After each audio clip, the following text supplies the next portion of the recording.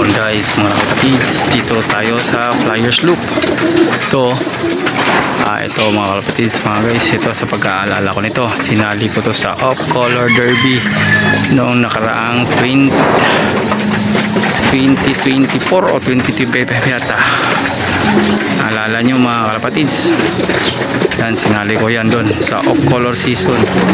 Yun, dalawa sila, maganyan din kulay. Ito mukhang nahuli to, tapos ang ikli pa ng pakpak yan kita nyo naman. Lock ditong natin, super trappings, nakawala lang yung isa sa pagpapatuka natin.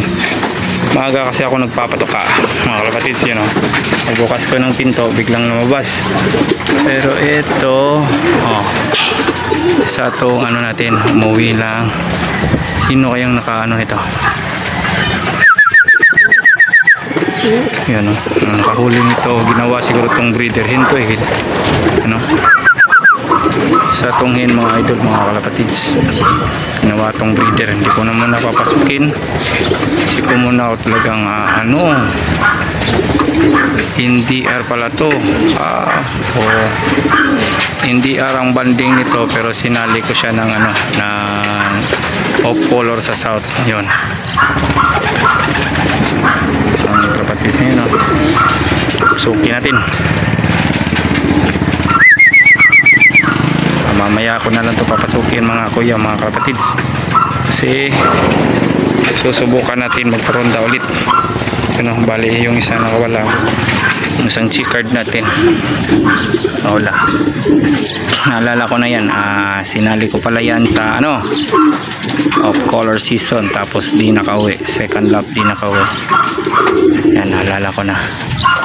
Pero ang banding niyan mga kalapatids, north, pang north na singsing yung kinarga ko. Kaya sinali ko na lang sa south of color. Doon ko siya kinarga ng kinarga.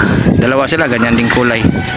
Yung kapatid niyan, isa mas light yung kulay niyan, di pinalad, di nakauwi sa first lap pa lang. Ayan, second lap siya nawala. Ngayon bumalik, may pa yung pakpak, siguro nahuli yan at saka ginawang breeder.